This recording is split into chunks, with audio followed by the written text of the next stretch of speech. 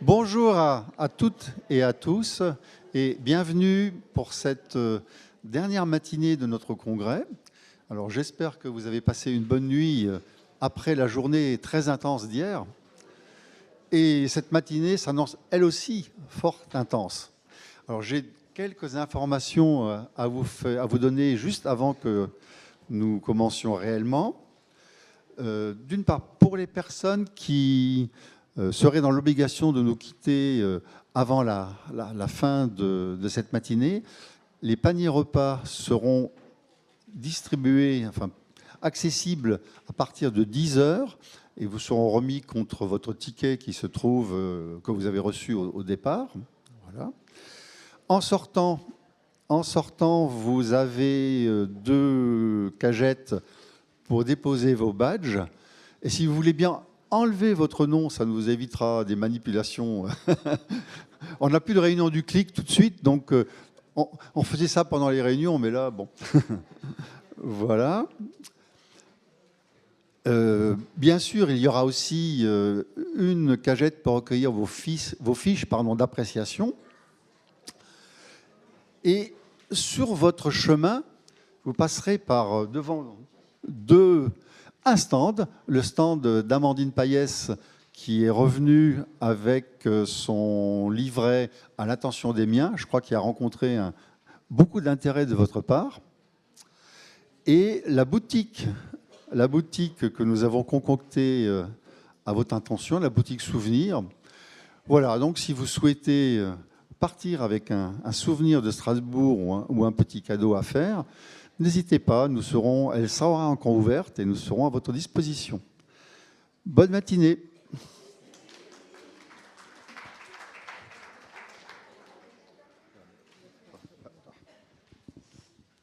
Voilà, bonjour à tous pour cette dernière matinée.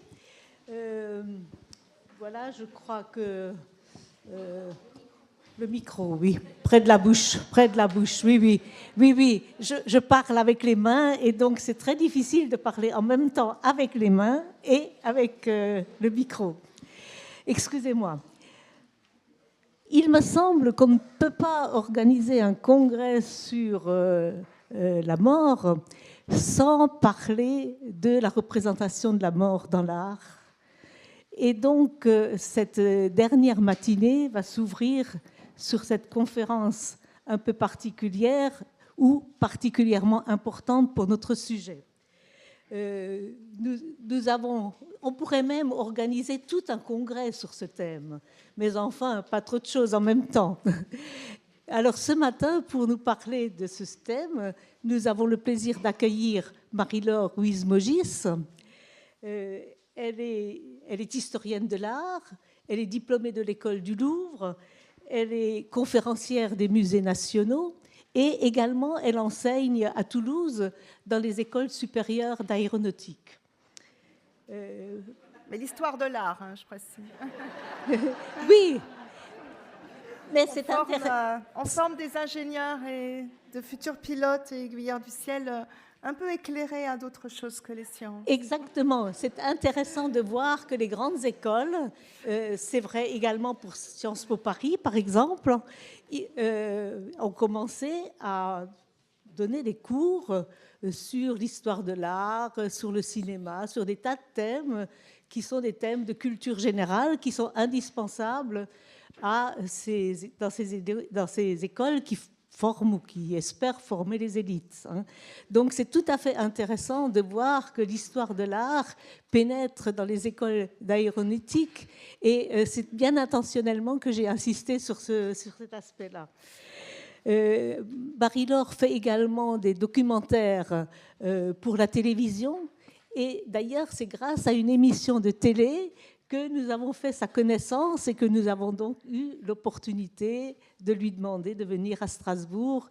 Et je la remercie infiniment d'avoir fait ce grand déplacement pour faire cette conférence. Merci beaucoup. Bien, merci de m'avoir invitée. Donc cette conférence tentera de répondre à une question aussi profonde qu'universelle. L'art peut-il nous aider à apprivoiser la mort ? Je ne prétends pas répondre à cette très large question en 1 heure, mais vous donner et réfléchir ensemble à des pistes de réflexion sur ce vaste sujet. Quand j'ai accepté cette proposition, je ne savais pas que ce serait pour moi d'une actualité non pas triste, mais réelle. J'ai perdu ma mère en début d'année. Et qui sait si mon métier, l'art et les réflexions que je mène continuellement sur la question du temps, de l'histoire, parce que quand on est historien de l'art, on est historien, cette question du temps est fondamentale dans mon deuil. La mort est une réalité inéluctable et pourtant une des plus difficiles à accepter. Vous en avez évidemment parlé durant tout ce congrès. Elle est à la fois une certitude biologique et un mystère existentiel. Chacun sait qu'il mourra, mais nul ne peut véritablement concevoir sa propre disparition. Face à cette limite, les sociétés humaines ont produit de multiples réponses, religieuses, philosophiques, rituelles, médicales. Mais l'art occupe une place singulière. Il ne prétend ni expliquer la mort, ni la résoudre. Il propose autre chose, une médiation sensible qui permet de la représenter et par là même peut-être de l'éprouver et dans une certaine mesure, et ça j'en suis persuadée, de l'intégrer à l'existence. Pour surmonter cet inconnu qu'est la mort, l'homme a fait appel à l'art, et ça de tout temps, du paléolithique jusqu'à aujourd'hui, afin d'offrir un espace visuel et symbolique, mettant en scène tout ce qui lui permet d'affronter, comprendre et adoucir cette angoisse. L'art rend la mort pensable, dissible et parfois belle. Des danses macabres aux vanités qui rappellent la fragilité de la vie, en passant par des scènes religieuses ou profanes qui font de la mort un sujet. Moi, je ne suis pas remontée jusqu'au paléolithique, faute de temps, mais des œuvres antiques jusqu'aux propositions contemporaines. Nous verrons comment la création permet de métamorphoser la peur et la douleur en beauté, beauté entre guillemets, parce que la beauté en art est toujours relative, mais en tout cas en quelque chose à regarder, en quelque chose à contempler, à quelque chose à faire sien. L'art permet également de transformer la perte en œuvre mémorielle. Il ouvre une voie spirituelle et universelle, spirituelle selon évidemment la manière dont on le reçoit très personnellement, universelle, c'est certain, vers la réconciliation avec la finitude. Comment l'art transforme-t-il notre rapport à la mort? Nous examinerons cette question en 3 grandes parties. Apprivoiser la mort vers une sagesse artistique de la finitude, représenter la mort, rendre visible l'invisible, sublimer la mort, transformer l'angoisse en expérience esthétique. Et j'ai tenté une approche à la fois thématique et chronologique pour ne pas faire d'incessant aller-retour dans l'histoire. Je n'ai pas du tout voulu faire un catalogue, je n'en fais jamais dans mes conférences. Quelques exemples choisis et suivant effectivement un plan. Donc, là c'est Böcklin, on y reviendra tout à l'heure, que vous avez apprivoiser la mort vers une sagesse artistique de la finitude, et en commençant par la question de la catharsis, purifier la peur de la mort par l'émotion. Dans la tradition antique, l'art dramatique joue un rôle fondamental dans la gestion des émotions liées à la mort. Prenons l'exemple des tragédies de Sophocle, comme Antigone. Elles mettent en scène des personnages confrontés à la mort dans des situations extrêmes. Antigone est enterrée vivante pour avoir osé donner une sépulture à son frère Polynice, malgré l'interdiction de Créon, roi de Thèbes. Le spectateur antique, et puisqu'on joue encore aujourd'hui Sophocle, et que c'est quand même quelque chose d'absolument, il me semble, extraordinaire, que cette pièce, que ces pièces aient pu traverser le temps et qu'elles nous parlent encore aujourd'hui autant qu'à un grec de l'Antiquité, Le spectateur éprouve alors des émotions intenses, peur, pitié, qui conduisent à une forme de purification. C'était le cas dans l'Antiquité, qui sait si ça n'est pas encore le cas aujourd'hui, ou catharsis.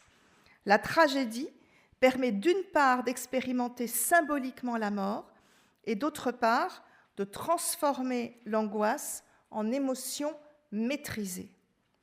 Et je vous ai amené une amphore du musée du Louvre, vers 380 avant notre ère, qui représente Antigone devant la tombe de son frère Éthéocle, puisque Polynice n'a pas de sépulture. Il n'y a pas de représentation de la mort d'Antigone, mais de ces mouvements qui précèdent la mort. Et celui qui, et là je voulais, voilà Antigone, qui apporte des offrandes sur la tombe de son frère Éthéocle. Donc de ce mouvement qui précède effectivement le drame véritablement qui sera sa mise à mort.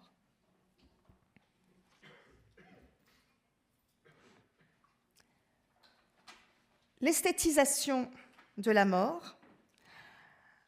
Un paradoxe majeur réside dans la capacité de l'art à produire de la beauté à partir de la finitude. Et c'est le cas des sarcophages romains sur lesquels la mort est représentée comme un sommeil éternel. Les Romains se sont inspirés des Grecs. Selon l'Iliade, Hypnos, le sommeil, et Thanatos, la mort, fils de Nyx, la nuit, son frère jumeau. Et je vais vous détailler ce sarcophage, mais le voilà de manière globale. Il s'agit d'un sarcophage avec la légende de Séléné et Endymion, qui date de 235 vers 235 après Jésus-Christ. En tout cas, on est au IIIe siècle. Il est en marbre, et j'y reviendrai, un marbre extraordinairement poli. C'est une cuve qui a les dimensions d'un corps humain. Elle fait 2 mètres, 0,9 précisément, mais 2 mètres de long, 60 cm de large. Bon, il ne fallait pas être très large, mais quand même, on peut y entrer un corps. Et ça fait 95 cm de hauteur. C'est un sarcophage qui a été trouvé à Saint-Médard-d'Hérens en Gironde, je y reviens dans un instant, et qui se trouve à Paris, au musée du Louvre. Donc, ce sarcophage a été trouvé dans cette localité de Saint-Médard-d'Hérens, près de Bordeaux. Et il forme une paire avec un autre sarcophage que je ne vous ai pas amené, qui représente le mythe d'Ariane, abandonnée par Thésée à Naxos. Elle est endormie sur un rivage et elle est sauvée par la venue de Dionysos. Ces 2 sarcophages sont issus du même atelier, on en est certain, c'est exactement le même type de marbre, le même type de sculpture, et ils étaient destinés à un couple dont les squelettes ont été retrouvés à l'intérieur des cuves. Au centre du couvercle, il y avait ce que l'on appelle une tabula inscriptionis en latin. Elle était réservée à l'inscription des noms des défunts. Or, vous voyez que ce nom n'a pas été gravé. Ce sont des sarcophages qui sont venus de Rome. Ils ont été taillés dans des ateliers romains, puis exportés en Gaule par voie fluviale, par mer, par voie fluviale. Et le décor était laissé inachevé, c'est-à-dire que le sarcophage était envoyé, expédié avec des choses non terminées pour s'adapter à la demande d'une personne vivante, anticipant évidemment sa mort. Au moment de la mort, ou même avant la mort, on terminait les visages des défunts, et je vais vous le montrer, j'arrive à... Ah, non, de toute façon, vous allez le voir aussi. Alors, attendez. Je reviens en arrière, du coup, voilà. Et je pointe. Ce visage n'est pas terminé. Et ce visage, quelque part par là, c'est ça, n'est pas terminé non plus. En fait, sur chacun des sarcophages, un visage féminin et un visage masculin n'étaient pas terminés. Soit le sarcophage était terminé avant la mort de la personne, donc elle commandait effectivement son portrait, soit après le décès de la personne.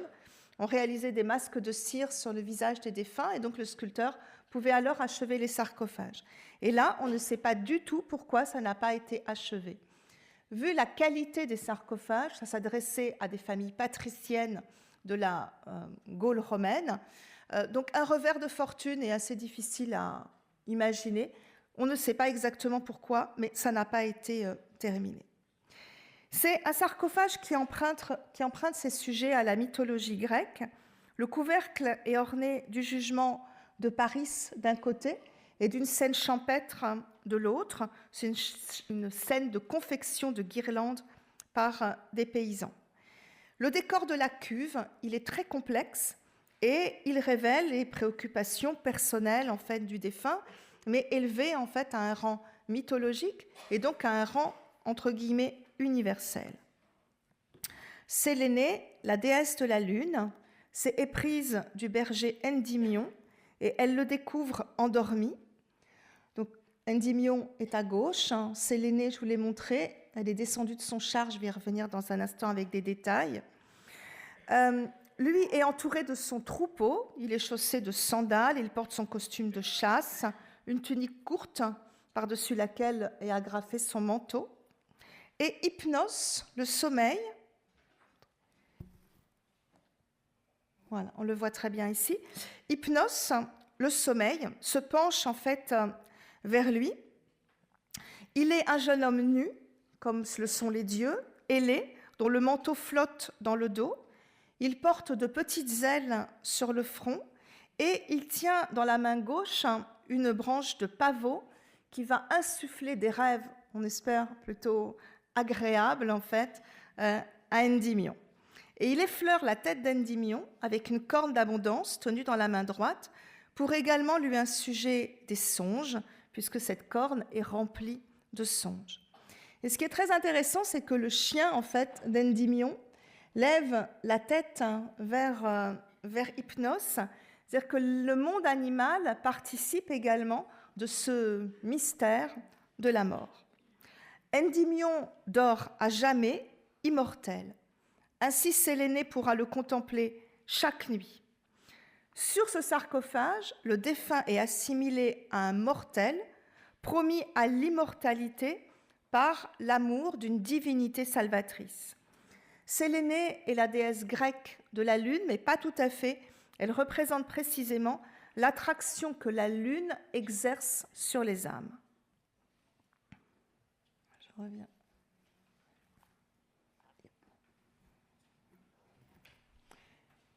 Là, vous avez Sélénée sur le côté gauche de l'image. Elle est descendue en fait de son char. Elle est chaussée de sandales. Elle est vêtue d'un long chitone serré sous les seins. De sa main gauche, elle retient un pan de son voile qui s'enroule derrière sa tête autour de son bras droit. Et dans la main droite, elle tient une torche qui éclaire son parcours dans la nuit. Et ce char, en fait, est tiré par des chevaux, vous les voyez, qui sont cabrés, et qui sont cabrés devant une figure féminine, dont le vêtement se gonfle également et qui est Aoula, la brise.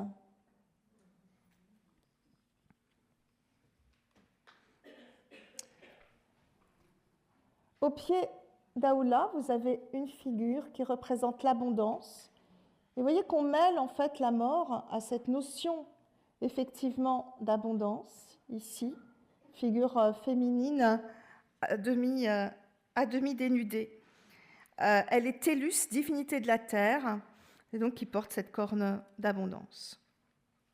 Le panneau est encadré par deux figures. À gauche, un vieux berger assis, la tête dans la main droite. Il se retourne pour contempler la scène. Il deviendra une des figures de la mélancolie, avec cette position comme ça qui va traverser vraiment les âges, la tête sur la main. Et de l'autre côté, j'essaie de vous le retrouver. Ah non, je ne l'ai pas. Il faut que je revienne à l'arrière. Voilà. Et de l'autre côté se trouve deux nymphes enlacées. Vous voyez que ce sarcophage est une exécution absolument remarquable. Le marbre est soigneusement poli, il est très brillant, il est travaillé avec une très grande virtuosité, c'est du très haut relief, et le sculpteur a vraiment demandé beaucoup aux matériaux, puisque par endroits, et croyez-moi sur parole, le marbre est presque translucide. Il y a un fourmillement de figures, c'est véritablement un programme. En même temps, c'est très organisé, c'est une composition dynamique qui est conçue à la fois en longueur, mais un petit peu aussi en éventail, et qui témoigne d'une sensibilité qu'on a appelée baroque de l'art romain du IIIe siècle. Ce que vous voyez là, c'est que l'art, dans sa perfection, participe au travail de deuil. Il permet de vivre symboliquement la mort dans une esthétique qui en limite la violence.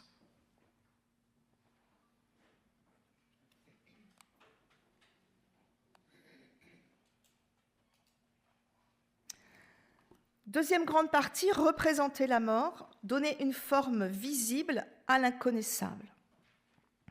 Dans la peinture médiévale européenne, la mort est souvent personnifiée. C'est le cas dans la danse macabre, représentation qui fait son apparition essentiellement au XIVe siècle, sur fond de peste noire, sur les murs des églises, parfois à l'intérieur, comme à la Chaise-Dieu, mais ça n'est pas celle-ci que je vous ai amenée. J'en ai choisi une autre, c'est la danse macabre de Pinzolo dans le Trentin, dans l'église Saint-Vigile. Et cette fois-ci, parce que elle est à l'extérieur de l'église, dans la partie haute, protégée par l'auvent du toit et par les conditions météorologiques plutôt assez favorables. La danse macabre, et je vais vous en montrer tout de suite aussi des exemples, et puis je vais y revenir. Et je vais vous les détailler, prend la forme d'une farandole dans laquelle la mort est symbolisée par un squelette entraînant tout le monde. La hiérarchie cléricale, comme le pape, les cardinaux, les évêques, les abbés, les chanoines, les prêtres, mais aussi tous les représentants du monde laïque, les empereurs, les rois, les ducs, les comtes, les chevaliers, les médecins, les marchands, les usuriers, les voleurs, les paysans, et vous allez le voir jusqu'à l'enfant innocent. La mort ne regarde ni le rang, ni la richesse, ni le sexe, ni l'âge de ce qu'elle entraîne, plaçant donc tous les individus sur un plan d'égalité. En ce temps où la mort est partout, la danse macabre en montre le caractère inexorable. Qui était en pleine forme la veille meurt foudroyé le lendemain. Et parce que les hommes sont totalement impuissants devant ce fléau, l'Église fait de la peste une punition divine, mais cette punition est rachetée par la représentation de la danse macabre sur les murs des églises. Venir la regarder, venir prier pour assurer la salvation de son âme. La danse macabre de Pinzolo débute de manière étonnante par 3 musiciens. Le premier, bien assis, joue de la cornemuse, tandis que les 2 autres se tiennent debout et soufflent dans des trompettes, et suit une représentation du Christ en croix, motif qui n'est pas très qui est plutôt inusité dans les danses macabres, mais pas unique ici à Pinzolo, puisqu'on le retrouve dans une danse macabre de Berlin. Et ce qui est très particulier, c'est qu'à Pinzolo, le sauveur est transpercé par une flèche que vient de tirer la mort, qui se tient à cheval, vous allez la voir ensuite, à l'extrémité droite de cette farandole, de cette danse. Les 18 personnages de la danse macabre sont ainsi touchés, à l'exception, et on ne sait pas pourquoi, du roi qui est épargné par la flèche, et de l'enfant, et ça c'est un peu plus logique, qui est épargné par la flèche. La flèche étant le symbole par excellence de la peste.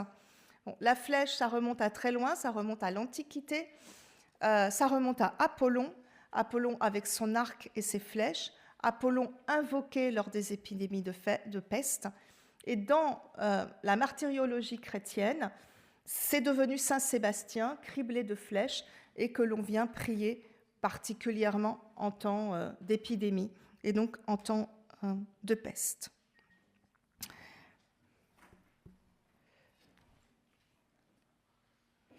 D'abord vient le pape, vous le voyez très bien sur cette image, ensuite un cardinal, évêque, prêtre, franciscain, empereur, roi, vous le voyez très bien, couronné, reine, duc, médecin, chevalier, usurier. Oh, lui, c'est terrible, ce qui l'attend.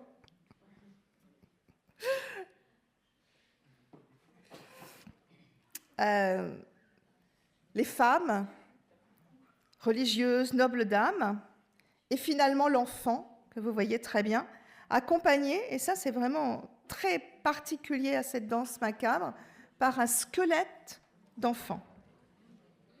Et la fresque se conclut avec la mort, représentée comme un archer, mais on ne finit pas sur cette image, où ça serait vraiment laisser le contemplateur et le fidèle dans un total désarroi. Ça se termine avec Saint Michel face au démon, et donc Saint Michel qui va assurer effectivement le passage des âmes des morts, et là qui, vous voyez, en tient tête au démon, et donc le passage des morts, l'espèrent évidemment les vivants du côté du paradis. C'est une danse, mais celle-ci est plutôt assez statique. On peut quand même noter que les danseurs manquent un peu d'allant. Ils semblent figés. Les squelettes bougent d'ailleurs ici plutôt assez timidement. Et puis il y a une chose très intéressante aussi, c'est que c'est vraiment une image de toute la société. Et il y a différents objets symboliques qui représentent justement tous ces membres de la société. Il y a des pioches, il y a des pelles, il y a des coffres, il y a, voilà. Bon, la couronne évidemment pour le roi et pour la reine. Il y avait des textes aussi à lire, des banderoles sur lesquelles sont inscrites de courtes phrases qui font parler les morts et les mortes. Vous voyez que ces brins, il m'arrive de faire des cycles sur la couleur dans l'art, et le brun est particulièrement utilisé pour les danses macabres parce que c'est la couleur de l'humilité au Moyen-Âge. Cette mise en image de la mort permet de transformer une angoisse abstraite en une réalité perceptible, et il en va de même des vanités. La vanité existe avant le XVIIe siècle, mais au tout début du XVIIe siècle, prolifère un genre nouveau dans la peinture, les vanités. Ce sont des natures mortes où figure un ensemble d'objets, d'emblèmes, qui expriment ce qui est vain, futile, dérisoire. Dans les vanités, il y a différents groupes d'objets. Certains objets évoquent l'inutilité des biens terrestres, les attributs du savoir, les attributs du plaisir, comme les livres, les instruments scientifiques, les objets d'art, le vin, les mets. Et puis, un deuxième groupe d'objets symbolise l'écoulement du temps, le sablier, l'horloge, la bougie, la clepsydre. On peut également trouver des bulles de savon, des fleurs qui vont flétrir, des insectes, des coquillages, tout ce qui rappelle le caractère fragile, transitoire de l'existence. On peut jouir des biens terrestres, mais se rappeler que tout, effectivement, est destiné à finitude et, encore une fois, qu'il faut sauver son âme.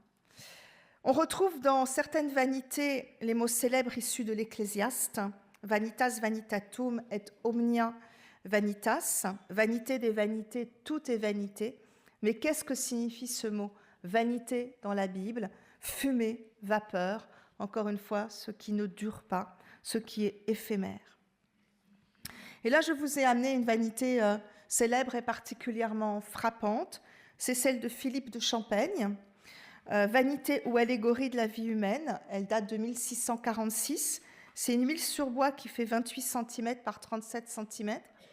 Les vanités sont rarement grandes. Elle s'inscrivait dans des cabinets, souvent des cabinets de curiosité, et elle est conservée au Mans, au musée de Tessé. Philippe de Champaigne est né à Bruxelles en 1602 et il est mort à Paris en 1674. Il était janséniste, ce qui compte dans une grande partie de sa peinture. C'est la seule nature morte connue de Philippe de Champaigne.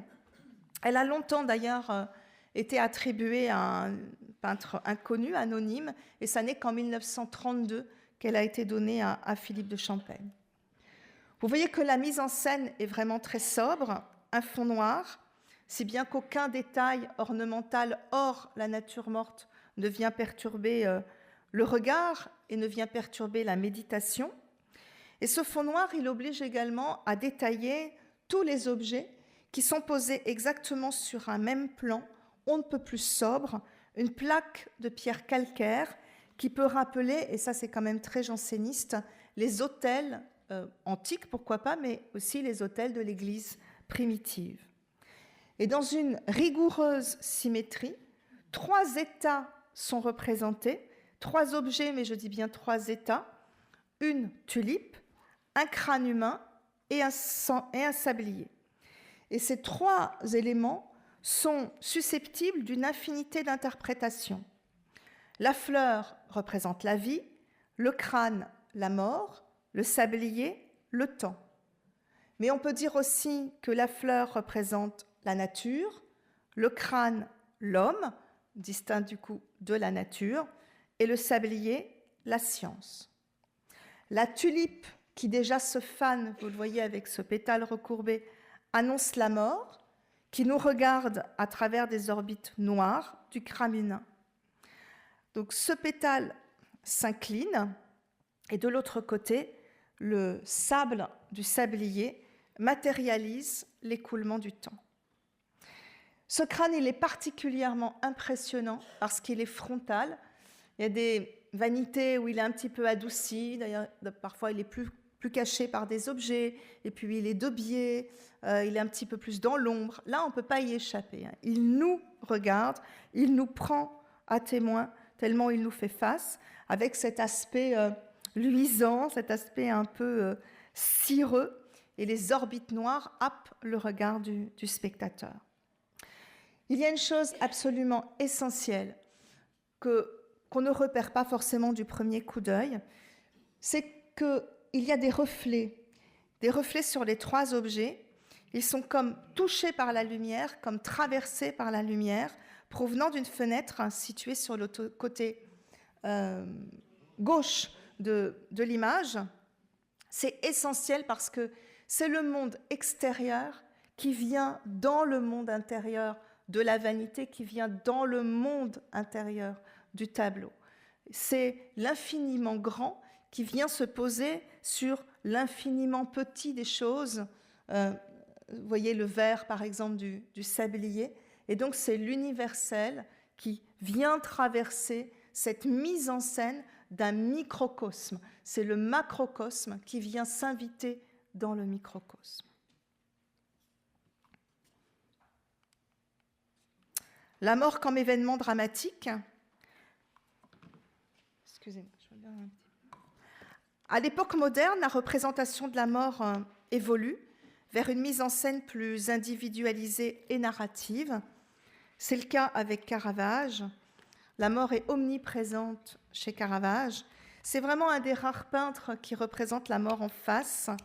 L'un des seuls à témoigner de la criminalité, bon, il a été lui-même criminel, de la criminalité irrémédiable de l'espèce humaine. Crime et salut, et je pense qu'il espérait son salut malgré sa vie de mauvais garçon et le meurtre qu'il avait commis, sont irrémédiablement liés. J'ai choisi de vous montrer, c'est extraordinaire, le Judith et Holoferne. Bon, j'avais un choix infini avec Caravage, mais voilà, j'ai choisi celui-ci.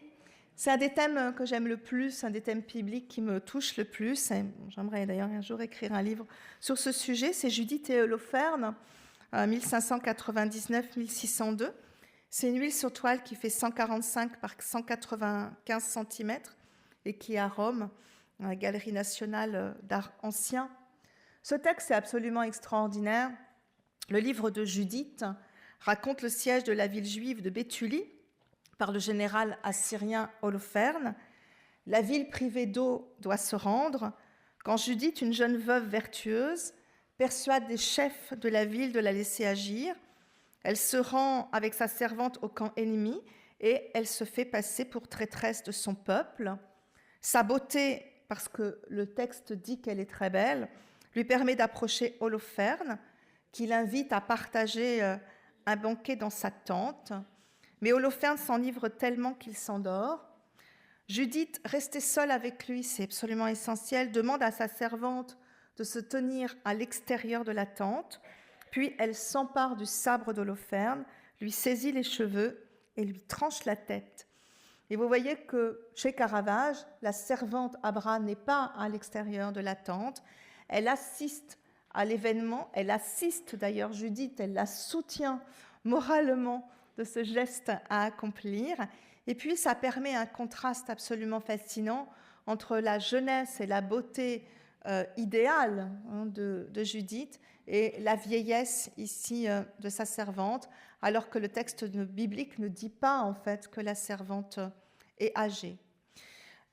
Non seulement on dit dans le texte biblique que Judith est très belle, mais on dit qu'elle a revêtu ses plus beaux atours, et c'est exactement comme ça que la représente Caravage, avec cette audace de la chemise blanche, immaculée, presque virginale. Elle est veuve, donc elle n'est pas vierge, mais virginale ici, dans la façon dont Caravage la représente, avec cette beauté et en même temps, évidemment, cette gravité du visage, une bouche absolument sublime, une chevelure très soignée, les boucles d'oreilles de perles. Et vous voyez que dans ce geste à accomplir, Judith s'éloigne en fait de la tête qu'elle est en train de trancher, comme pour ne pas être éclaboussée par le jet de sang que Caravage matérialise comme on l'avait rarement fait en fait avant lui. D'abord, c'est vraiment l'acte même de cette violence extrême. Et donc, le sang qui part en jet rouge, on ne peut plus matérialiser dans ces traits d'un pigment de rouge quasiment pur.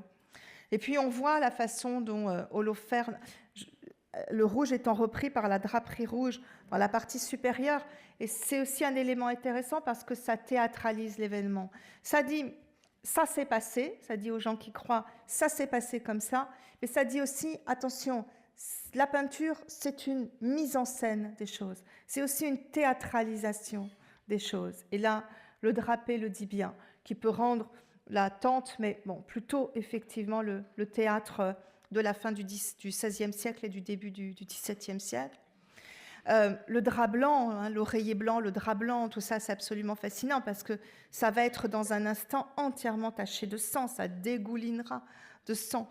Donc Caravage met vraiment en scène, vous voyez, le drame lui-même, mais aussi l'avant-découverte du corps d'Holoferne. J'aime beaucoup le rapport entre l'extraordinaire sensualité de Judith et la puissance de ses bras qui forment deux diagonales au centre du tableau quand elle trouve toute l'énergie possible. Et on voit qu'il faut de l'énergie pour maîtriser un peu la bête humaine aussi, qu'est Holoferne ici, pour effectuer cette chose. Bon, on pourrait rester des heures devant ce tableau, mais il faut que j'avance. Avec la mort de Marat, de David, c'est 1793, il a été exposé, bon, il est à Bruxelles, mais toutes les versions que David a faites ont été exposées il y a très peu de temps là, au musée du Louvre à l'occasion de l'exposition de David dans ce qu'on pourrait presque appeler une chapelle, telle que l'ont voulu les commissaires de l'exposition, parce qu'on entrait en fait dans une pièce entièrement noire, circulaire, et avec toutes les versions effectivement de la mort de Marat de David exposées. Et c'était très impressionnant et véritable mise en scène, presque oui, comme une chapelle, voulue ainsi par les conservateurs, mais qui rappelait aussi ce qu'avait été la mise en scène des obsèques de Marat, orchestrées justement par Jacques-Louis David. Donc Marat assassiné, 1793, huile sur toile qui fait 165 par 128 cm.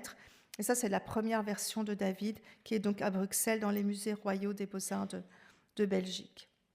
C'est une commande passés à David par la Convention, après l'assassinat du révolutionnaire le 13 juillet 1793 par la jeune Charlotte Corday, qui était proche des Girondins. Marat, c'était vraiment une des figures emblématiques de la Révolution radicale, qui incarnait la radicalité qu'il exprimait dans son journal « L'ami du peuple », titre d'ailleurs qui devient son surnom à la Convention. David a choisi une mise en scène très simple, très dépouillée pour représenter Marat. Le révolutionnaire gît assis dans sa baignoire, qui est un simple coffre entièrement bordé en fait d'un linge blanc. Son corps est presque de profil, sa tête tombe sur son épaule, elle est donc tournée vers le spectateur. Et vous voyez qu'une écritoire est recouverte d'un tissu vert. Marat tient dans la main gauche une lettre manuscrite. Est-ce que je l'ai le détail ?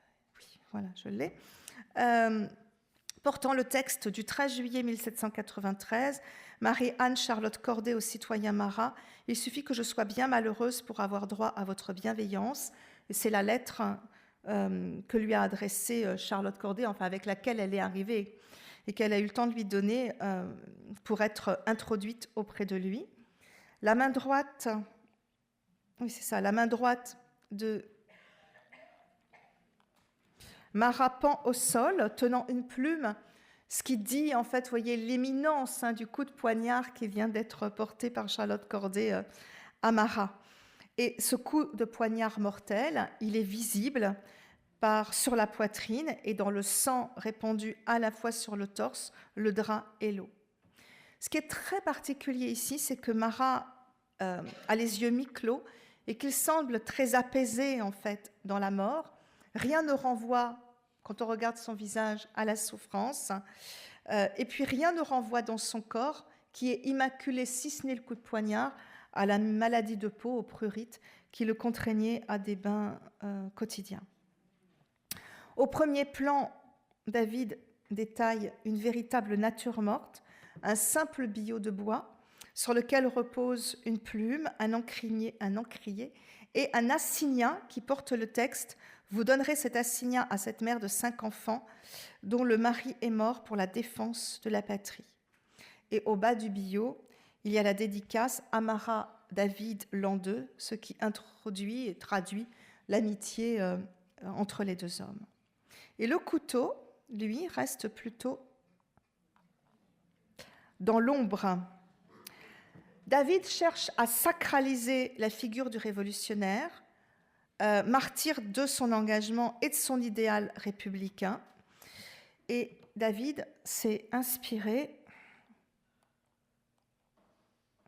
de Caravage, voilà pourquoi aussi j'ai fait le lien direct entre Caravage et David, de la mise au tombeau de la Pinacothèque du Vatican que David avait vue lors de son séjour de 5 ans à Rome. On a, quand on regarde le Marat, le drap blanc comme un linceul.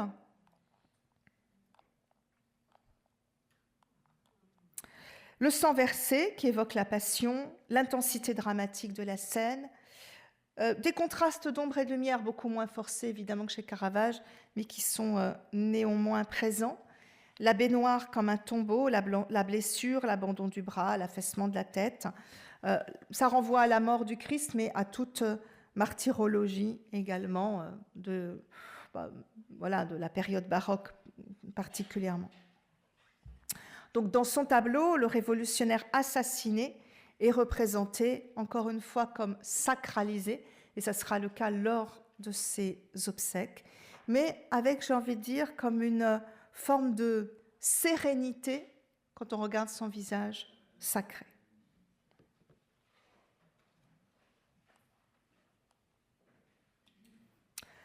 Un autre artiste contemporain, presque exactement contemporain de David, ils sont presque nés à la même date, 1746-1828 pour Goya.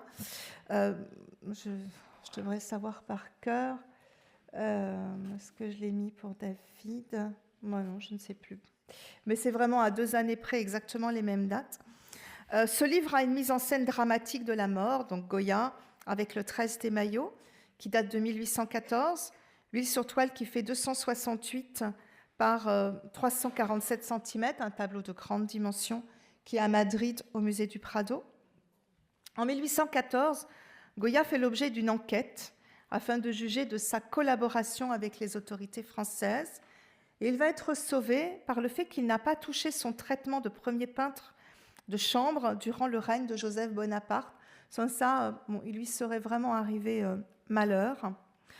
Et le conseil de régence installé à Madrid va accepter la proposition de Goya, qui s'amende au cas où on aurait pu le suspecter d'intelligence avec l'ennemi français.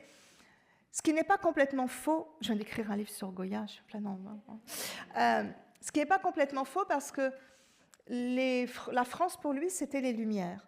Et donc quand il voit effectivement, quand Bonaparte installe son frère au pouvoir, quand les Français arrivent en Espagne, il voit ça effectivement plutôt d'un œil favorable parce qu'il pense que ça va faire avancer en fait l'Espagne, que ça va moderniser l'Espagne. Mais il ne s'attendait pas à tant d'exactions commises par les troupes françaises en Espagne. Et donc il va proposer 2 tableaux pour perpétuer des faits de guerre héroïque, le Dos de Mayo et le 13 de Mayo, financés par l'État, mais c'est lui qui en suggère exactement le sujet. Là, je vous ai amené seulement le 13 de Mayo, mais ça raconte des événements survenus les 2 et 3 mai 1808. Le 2 de Mayo, c'est la révolte des Madrilènes contre les troupes d'occupation, qui sont essentiellement des Mamelouks dans le tableau. Et puis le 13 de Mayo, c'est la répression que les Français exercent sur les rebelles. C'est un tableau on ne peut plus dramatique, parce que ça raconte un événement dramatique au cours duquel vont être fusillés 43 individus, dont certains avaient été arrêtés les armes à la main. Les détails concernant l'armement, l'uniforme du peloton d'exécution sont plutôt précis, capote, shako, sac à dos, mais ça ne permet pas pour autant d'identifier un corps de troupes particulier parce que Goya a voulu éliminer toute anecdote pour ramener cet événement, encore une fois, à l'universel. Le côté dramatique est renforcé par l'unique source de lumière qui provient d'un fanal, cette lanterne absolument inouïe dans la phosphorescence de lumière qu'elle diffuse et qui était utilisée effectivement par les Français. La violence est suggérée par la représentation des bourreaux. Presque de dos, ils forment un groupe sans visage et donc anonyme, compact, voyez, et inhumain dans cette masse solidaire des bras armés avec les fusils qui, eux, sont évidemment particulièrement montrés, mis en joue, puisque c'est un moment crucial de l'événement. Ça, c'est le fanal. Des victimes qui gisent au sol, avec ce mort du premier plan qui baigne dans son sang, bouche ouverte, criblée de balles. Ça suggère évidemment l'horreur qui attend les hommes debout. Et ces hommes, en fait, contrairement aux soldats anonymes, parce qu'on ne voit pas leur visage, ils peuvent être regardés un à un, pris en compte un à un dans leur humanité. Et chacun exprime un sentiment distinct face à la barbarie et au sort qui les attend. Certains se masquent le visage, d'autres joignent les mains pour prier, ont les poings serrés, dévisagent leurs bourreaux avec colère et défi. Et puis, il y a évidemment cet homme qui est le centre du tableau, debout, avec cette chemise blanche immaculée. Le rapport à David est vraiment très fort, cette chemise blanche immaculée qui, dans un moment, en fait, sera évidemment tachée de sang, et ses bras en croix qui rappellent, à n'en pas douter, le crucifié. C'est une peinture d'histoire, mais David, avec son génie, dépasse complètement la notion. Voilà, c'est joli. Goya, avec son génie, dépasse complètement la peinture d'histoire.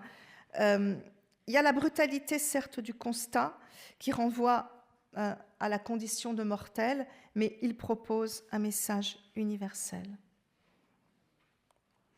J'espère ne pas m'être mis trop en retard. Le romantisme de la mort. Le romantisme entretient un lien profond et fascinant avec la mort, qui devient un thème central dans la littérature, la peinture et la musique du XIXe siècle. Loin d'être seulement une fin tragique, la mort est souvent idéalisée, poétisée, voire recherchée comme une forme d'absolu. Les romantiques sont attirés par ce qui est intense, extrême, la mort incarnant parfaitement cette quête. Et je vous ai amené Arnold Böcklin, L'île des morts, en 1883. C'est une huile sur bois qui fait 80 par 150 cm, qui est à Berlin, à l'Alte Pinakothek, à l'Alte Nationalgalerie, je reviens même. Il y a plusieurs versions réalisées par Böcklin sur ce thème-là. Et donc ça, celle-ci, elle est 1883 et à Berlin. L'ensemble constitue une des images les plus énigmatiques de la peinture européenne de la fin du XIXe siècle. Elle s'inscrit à la croisée d'un romantisme tardif et d'un symbolisme naissant. Elle représente une scène apparemment simple. Une barque s'approche d'une île rocheuse. Ah, excusez-moi, je n'ai pas le détail. Bon, je croyais l'avoir rapporté, j'ai oublié de la mettre. Transportant un cercueil et une figure drapée de blanc. Mais il faut évidemment aller beaucoup plus loin que ça, parce que c'est un tableau qui est porteur d'une symbolique d'une grande profondeur, où la mort est moins représentée comme un événement que comme une expérience intérieure et métaphysique. D'emblée, la composition joue sur l'ordre, la mesure, à la fois l'ouverture avec la mer et la fermeture, le repli. L'île se dresse au centre du tableau, elle forme un espace presque circulaire et comme refermé sur lui-même, avec ses parois rocheuses abruptes, entaillées de niches funéraires. C'est une architecture naturelle qui évoque également une forteresse. C'est une architecture qui évoque un tableau monumental. C'est à la fois naturel, mais touché par l'homme, avec justement ces cavités funéraires. Et au centre de cette masse minérale s'élèvent des cyprès sombres, le cyprès étant l'arbre traditionnellement associé au deuil, avec ici cette rigidité verticale qui accentue le caractère solennel du lieu. La mer, essentielle, parfaitement lisse, elle agit comme une surface réfléchissante, silencieuse, et elle isole cette île du reste du monde. Aucun vent, aucun mouvement ne vient troubler cette immobilité. Tout concourt au contraire à créer une atmosphère suspendue et presque irréelle. Et dans cet espace figé, un seul mouvement possible, c'est celui de la barque qui avance lentement vers l'île. À son bord, un personnage enveloppé d'un linceul blanc et un rameur, et ça renvoie à la figure mythologique de Charon ou Charon, passeur des enfers, qui conduit les âmes des morts à travers les fleuves infernaux. Mais Böcklin ne donne aucune indication explicite, ni nom, ni récit, ni référence directe. La scène fonctionne plutôt par suggestion, le spectateur étant invité à reconnaître un motif universel, celui du passage de la vie à la mort, mais sans jamais le figer dans une interprétation unique. En fait, l'image ne raconte pas une histoire, mais elle suggère un état d'âme et une expérience intérieure. L'œuvre comme expérience du deuil, l'art joue un rôle central dans l'expression et la transformation de la douleur liée à la perte. Il permet de donner forme à l'expérience très intime de la souffrance, et l'œuvre transforme la douleur en langage visuel et l'absence en présence éternelle. Et j'ai choisi Claude Monet, Camille sur son lit de mort, c'est 1879, une huile sur toile qui fait 90 par 68 cm, qui apparaît au musée d'Orsay. Camille Monet est la première épouse du peintre, mère de ses 2 enfants.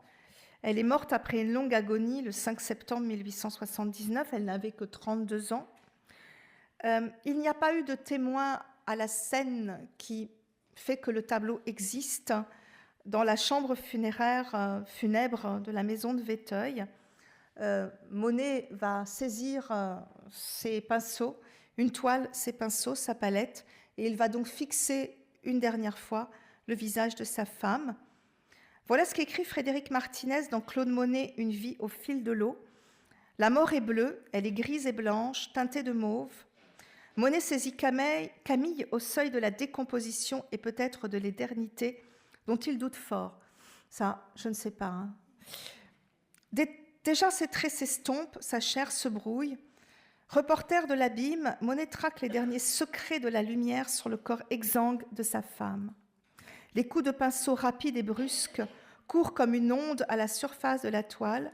Ils donnent au drap l'aspect d'une eau trouble et Camille l'apparence d'une noyée, d'une pâle Ophélie que reprend le néant. J'aurais pu évidemment dans le romantisme vous montrer la mort d'Ophélie, mais c'était aussi l'occasion d'en parler. Pour beaucoup, ce tableau est comme un préambule en fait au nymphéa auquel va se livrer Monet à Giverny. Mais si Monet assumait parfaitement bien les nymphéas, il assumait très mal en fait ce tableau, dont le souvenir l'accablait comme une faute. Et des années plus tard, le tourment l'assaille encore lorsqu'il écrit dans une lettre à Clémenceau: « Un jour, me trouvant au chevet d'une femme qui m'avait été et m'était toujours très chère, je me surpris les yeux fixés sur la tempe tragique dans l'acte de chercher machinalement la succession, l'appropriation des dégradations de coloris que la mort venait d'imposer à l'immobile visage. Des tons de bleu, de jaune, de gris, que sais-je. Voilà où j'en étais venue.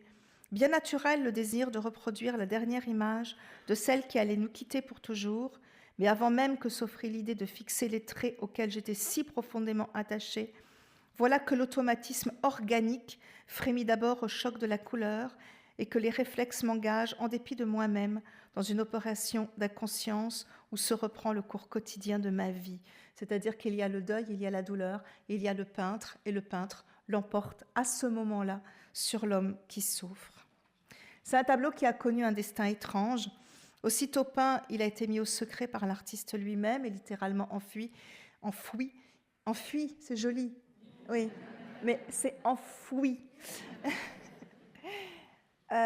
Alice, la deuxième épouse de Monet, était d'une jalousie viscérale et même à l'égard de la morte Camille.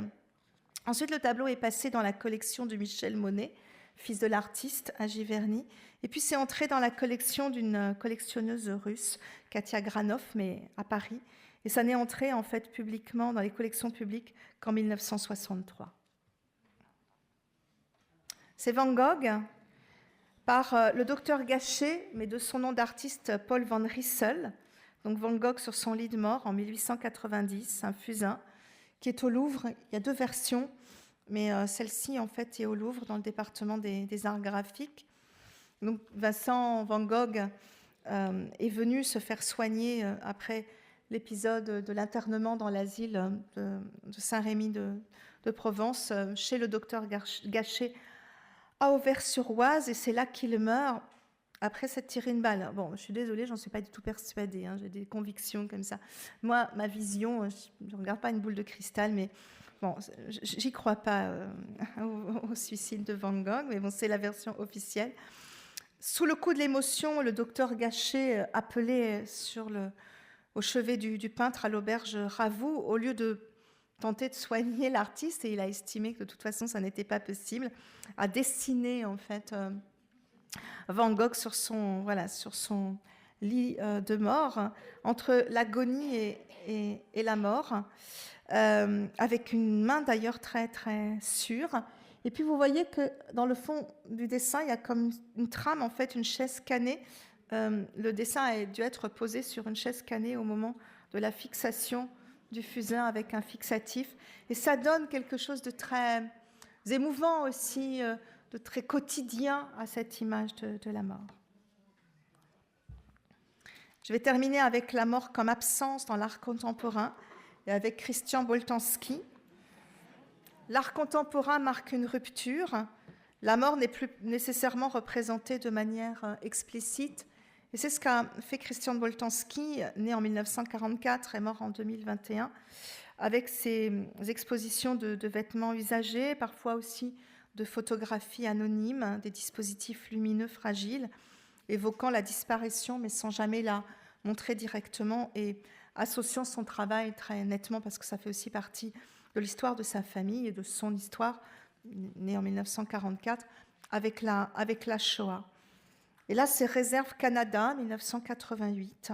Donc cette installation, on ne peut plus émouvante, qui rappelle en fait les entrepôts dans lesquels les nazis remisaient les objets, les effets des personnes déportées, dont les vêtements, et d'où cette accumulation ici de vêtements pour dire le nombre des victimes. Et Boltanski, qui a aussi utilisé la photographie, dit que le vêtement et la photographie sont comme identiques. Il dit la photographie de quelqu'un, un vêtement ou un corps mort sont presque équivalents. Il y avait quelqu'un, il y eut quelqu'un, mais maintenant c'est parti. Et donc ce vêtement, vous êtes peut-être déjà entré dans une installation de Boltanski, c'est d'une émotion inouïe, parce qu'on est parfois seul dans ces installations. Il faut essayer un moment de s'y trouver seul, que c'est la trace, que c'est l'empreinte d'une vie passée. Qui a porté ce vêtement? Quelle est la vie, en fait, de ce vêtement? C'est très mélancolique, comme l'était de Boltanski. Ce sont des vanités qui rappellent le caractère vulnérable de l'être humain. Mais aussi une façon d'apprivoiser la mort, habiter l'absence. Bon, je ne sais pas si ça sort très bien, mais c'est Mark Rothko, Dark Painting, 1968-69, peinture sur papier. Depuis leur réalisation, les Black Paintings sont considérés comme une méditation sur la mortalité, voire une prémonition de la mort imminente de Rothko, qui s'est suicidé le 25 février 1970. Mais certains ont vu également ces tableaux noirs comme une porte qui s'ouvre sur un monde au-delà du visible. Rothko était très inquiet de la perception de ces œuvres noires, qui font partie vraiment de ses toutes dernières œuvres, par le public, comme si la tentation du monochrome noir impliquait la disparition de la peinture, et peut-être aussi la seule survivance de la peinture, mais comme objet tableau. Elles ont un statut assez ambigu parce que c'est très difficile de faire parler Rothko quand il ne veut pas nécessairement s'exprimer. Il y voyait comme l'idée d'une absorption, d'une distance infinie aussi entre le spectateur et le tableau. Ce qu'il avait déjà dit pour des tableaux, alors on ne peut plus colorer des rouges, des roses, des couleurs vraiment très, très vives. Et là aussi, dans ce retrait avec des effets de noir sur noir. Quand on regarde le détail, ce n'est pas uniformément noir. En fait, il y a une bande horizontale qui sépare l'œuvre. Je vais essayer de vous la trouver. Elle est là. Et c'est un peu plus clair en bas et plus sombre en haut. Et c'est comme ça que Rothko, effectivement, le voulait dans cette série.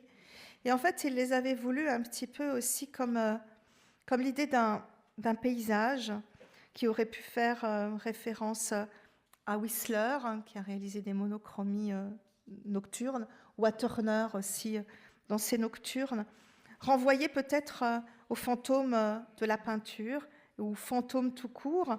Le fantôme reste l'une des images les plus puissantes d'un passé qui hante le présent, qui échappe à la domestication par l'histoire, qui reste de l'ordre de la mémoire, du souvenir, du ressouvenir, de ce à quoi on ne peut pas s'attendre. Sont-elles tristes, ces peintures noires de Rothko? Est-ce qu'il n'émane pas d'elles une luminescence venant de l'intérieur? Je crois que loin de se limiter à une lecture autobiographique de Rothko, il a eu un accident, rupture d'anévrisme, il ne peut plus peindre, alors il se suicide. Vous voyez ce qu'on a tendance parfois à dire de manière lapidaire. Je crois qu'encore une fois, elle tend à l'universel. Et dès 1958, Rothko affirmait « Je préfère communiquer une vision du monde qui ne m'appartient pas complètement. L'expression de soi est ennuyeuse. Je veux parler de ce qui est hors de moi-même, un vaste domaine d'expérience. » En regardant cette œuvre, on peut se demander si l'art contemporain, en privilégiant l'absence, la trace et l'effacement, ne cherche pas moins à représenter la mort qu'à en respecter l'irréductible opacité, marquant ainsi une limite ultime de toute tentative humaine pour la pensée. En conclusion, très rapide, l'art ne supprime pas la mort ni l'angoisse qu'elle suscite. Elle ne peut en restituer ni la radicalité ni l'expérience. Toutefois, elle en modifie, il me semble, profondément la perception. En tentant d'apprivoiser la mort, l'art ne consiste pas à en annuler la peur, mais à la traduire dans des formes qui permettent à l'homme de continuer à exister malgré elle. En la sublimant, l'art rend la mort supportable. En lui donnant forme, l'art rend la mort pensable. En la dramatisant, il la transforme en émotion, il la rend habitable. En l'inscrivant dans la mémoire, il la rend universelle. J'ai un peu débordé, je m'excuse. Merci beaucoup.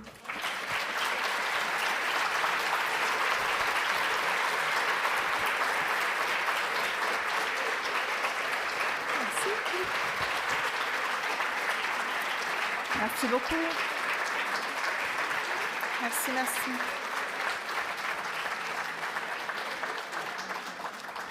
Merci, merci. Merci à vous. Merci. Je crois que ces applaudissements permettent de ne pas faire de commentaires sur l'intérêt de votre intervention.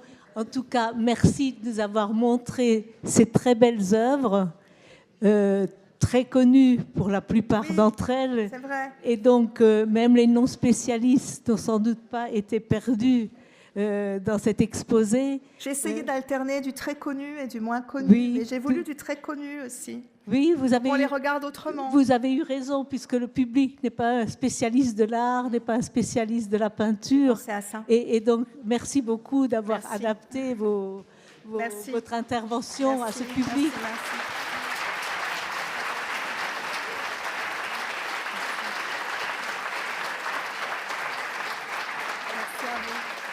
Et merci de nous avoir aidés à décrypter des choses que nous connaissons, mais que nous regardons encore autrement après votre intervention. C'est bien le but de la conférencière historienne de l'art. Tout à fait. Merci à vous. Voilà, merci beaucoup. Je pense que ça va nous donner de l'énergie pour terminer notre congrès.